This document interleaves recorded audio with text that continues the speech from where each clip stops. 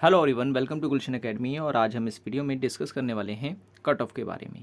कई लोगों का मेरे पास कमेंट आया था और उनके द्वारा पूछा ये जा रहा था कि कई क्वेश्चन जो हैं शिफ्ट में जो ड्रॉप किए गए हैं, जो हटा दिए गए हैं, क्या उनके मार्क्स उनको दिए जाएंगे।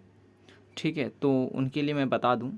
देखिए, क्योंकि यूजीसी नेट पेपर 1 में का अगर आप नोटिफिकेशन उठा के देखेंगे तो उसमें साफ साफ लिखा हुआ है कि अगर आपने क्वेश्चन अटेम्प्ट किया है, ठीक है, क्वेश्चन अटेम्प्ट किया है आपने, और आपका जो अटेम्प्ट था, मतलब ऑप्शन जितने भी थे वो सारे गलत थे, ठीक है ना, और आपने क्वेश्चन अटेम्प्ट किया है, तो आपको मार्क्स दिए जाएंगे यूजीसी के द्वारा। ठीक है ना, 2 मार्क्स आपको मिलेंगे अगर आपने अटेम्प्ट किया है। और गलती किसकी है इसमें? इसमें गलती आ जाती है यूजीसी की, आ जाती है इसमें। क्यों? क्योंकि क्वेश्चंस ही गलत हैं, ऑप्शन के 4 ऑप्शन जो थे वो गलत हैं। तो इसके मार्क्स अगर आपको जो है मिलेंगे अगर आपने क्वेश्चन अटैम्प्ट किया है तो। अगर आपने क्वेश्चन अटैम्प्ट नहीं किया है, ठीक है, और चारों के चारों ऑप्शन जो थे वो गलत थे, ठीक है, तो इसमें आपको मार्क्स नहीं दिए जाएंगे। ठीक है, ये साफ कह रखा है यूजीसी ने अपने नोटिफिकेशन में। ठीक है ना, पहला पॉइंट आपको याद रखना। अब दूसरी बात जो पूछी जा रही है वो ये कि क्या जो क्वेश्चन जो हैं ड्रॉप किए गए हैं, ड्रॉप वाला तो क्लियर हो गया। गलत आंसर जिसके बताए गए हैं, ठीक है, जैसे कि पहले जो आंसर की आई थी उसमें एनटीए के द्वारा ऑप्शंस गलत बताए गए थे, था कुछ और आंसर, और आंसर की में अलग आंसर बताए गए थे। ठीक है, तो अगर आपने क्वेश्चन अटेम्प्ट किया है और आपने गलत टिक किया था तो आपको जो है इसमें मार्क्स मिलेंगे। ठीक है, मतलब जो सही ठीक किया, जब मतलब जो ऑप्शन करेक्ट है उस पर अगर आपने टिक किया है, और बेसिक से एनटीए ने जो है पहली वाली आंसर कीमों से गलत किया था, अब की आंसर कीमों से सही कर दिया है, मतलब जो आपने टिक किया था वो अगर आप एनटीए ने अब ठीक कर दिया है तो उसके मार्क्स आपको मिल जाएंगे। ठीक है, तो ये छोटी सी बात आपको इसमें याद रखनी है। अटैम्प्ट किया है तो मार्क्स मिलेंगे ड्रॉप आउट क्वेश्चंस के। ठीक है ना, जिन जिन क्वेश्चंस को ड्रॉप किया गया है, अटैम्प्ट किया है क्वेश्चन, तो उसको सबको मार्क्स मिलेंगे।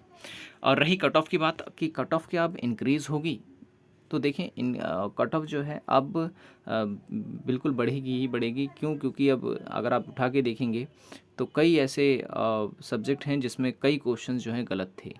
ठीक है ना, 6 क्वेश्चन, 7 8 क्वेश्चन जो हैं गलत दिए गए हैं। तो पर क्वेश्चन 2 मार्क्स का होता है, इस हिसाब से सभी को जो है कहीं ना कहीं सभी ने अटैम्प्ट किए होंगे पेपर, नो डाउट, क्योंकि नेगेटिव मार्किंग थी नहीं, तो मार्क्स जो है थोड़े से हाई हो सकते हैं। तो कट ऑफ कहाँ तक जाएगी इसको लेकर के बड़ा जो है डाउट स्टूडेंट के दिमाग में है। तो मैं बता दूं, अब पिछली बार की कट ऑफ है दिसंबर 2023 की, तो आप यहाँ पे कट ऑफ मार्क्स देख सकते हैं। असिस्टेंट प्रोफेसर के लिए क्या गई थी और जेआरएफ के लिए क्या गई थी। ठीक है, तो इससे ही अनुमान लग जाता है। और यहाँ पर कट ऑफ मार्क्स दिए गए हैं, ठीक है ना, परसेंटाइल नहीं है। तो आप देख सकते हैं कि असिस्टेंट प्रोफेसर के लिए जो मार्क्स, और ये 300 मार्क्स का पेपर है, ठीक है, 300 मार्क्स में से है, क्योंकि आपका जो पेपर 1 होता है उसमें 50 क्वेश्चंस होते हैं, पर क्वेश्चन 2 मार्क्स के होते हैं, तो 100 मार्क्स तो इसमें हो गए।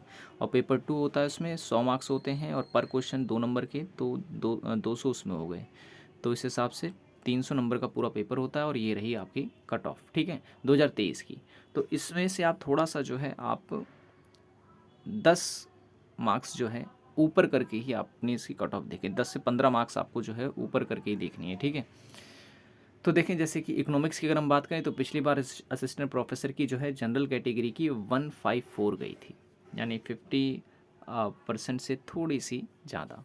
ठीक है, असिस्टेंट प्रोफेसर के लिए मैं बता रहा हूँ, और इसमें 499 कैंडिडेट्स को चुना गया था, जबकि जेआरएफ की कट ऑफ गई थी 180।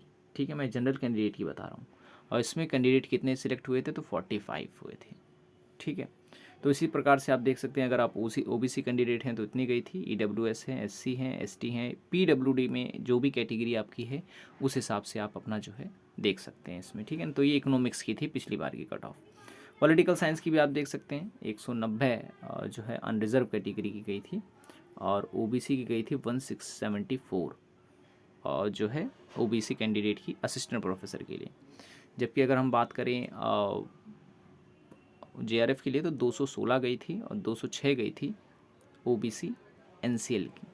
ठीक है ना, वैसे ईडब्ल्यूएस, एससी, एसटी में भी आप देख सकते हैं। और फिर अगर हम बात करें पॉलिटिकल साइंस के बाद फ़िलासफ़ी की, तो आप यहाँ देख सकते हैं ठीक है, 196 गई थी, तो इसमें भी आप जो है 10 से 15 मार्क्स जो हैं आप बढ़ा कर ही जोड़ें। ठीक है, क्योंकि इस बार तो जो है सभी को मार्क्स मिलने वाले हैं गलत क्वेश्चंस के।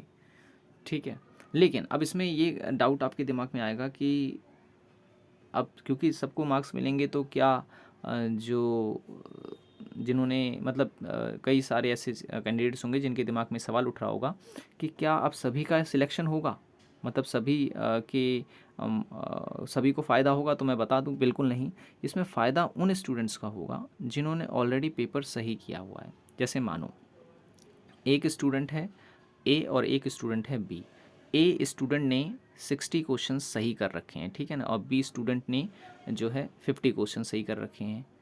ठीक है, तो अगर एनटीए के द्वारा मार्क्स दिए जा रहे हैं इन दोनों को, कैंडिडेट ए को और बी को 10-10 मार्क्स दिए जा रहे हैं, तो उससे कैंडिडेट ए और बी में कोई फ़र्क नहीं पड़ता।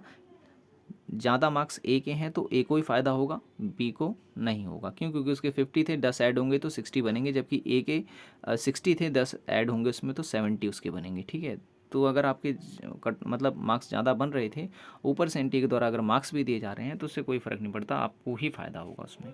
ठीक है ना, जिनका जिनका मतलब अच्छे मार्क्स बन रहे हैं। सोशियोलॉजी में अगर आप देख सकते हैं, अच्छा कट ऑफ बनाने का मेरा मुख्य उद्देश्य जो है वो ये है कि अगर इसके आसपास आपकी अगर मार्क्स हैं तो आप जो है बेफिक्र रहें और आपको तैयारी करने की ज़रूरत नहीं है दिसंबर के लिए। और नहीं है, अगर आपके इसके आसपास भी मार्क्स नहीं है तो आपको तैयारी करने की ज़रूरत है दिसंबर के एग्ज़ाम के लिए। ठीक है, सोशियोलॉजी के आप देख सकते हैं यहाँ पर। हालांकि इसकी एक मैंने पहले वीडियोस बना रखी है, अगर आपने वो नहीं देखी हो तो आप उसे देख लें। सभी सब्जेक्ट का उसमें मैंने आपको दिखा रखा था। ठीक है ना, एक बार फिर से मैं आपको दिखा दे रहा हूँ। जैसे हिस्ट्री में देखिए जनरल कैंडिडेट के लिए कितनी गई थी, ओबीसी के लिए 170, जीआरएफ के लिए 194 गई थी। ठीक है ना, एंथ्रोपोलॉजी की आप देख सकते हैं यहाँ पर।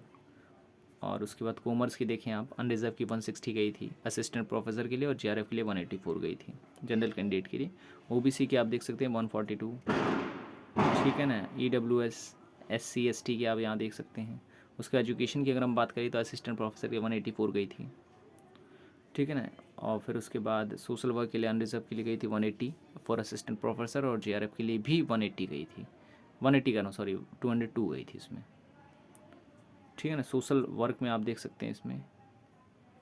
ठीक है, फिर उसके बाद अगर हम बात करें डिफेंस एंड स्ट्रेटेजिक स्टडीज़ की, तो अनरिजर्व की 200 for assistant professor, and GRF के लिए 222 गई थी।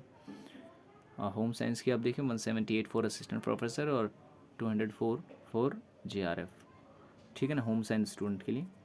पब्लिक एडमिनिस्ट्रेशन की आप देख सकते हैं। इसी प्रकार से देखें सब सब्जेक्ट की ऐसे ही जारी की जाएगी, कुछ दिन आपको वेट करना है, उसके बाद जो है जारी कर दी जाएगी एनटीए के द्वारा वेबसाइट रिजल्ट, क्योंकि बहुत ही लंबा समय हो चुका है और रिजल्ट आने की संभावना जो है बहुत ही जल्दी है। 2 से 3 दिन में आपको रिजल्ट देखने को मिल सकता है। किसी प्रकार का अगर आपका डाउट है तो कमेंट कर दें। आज की वीडियो में इतना ही, मिलेंगे नेक्स्ट वीडियो में। Thanks for watching this video.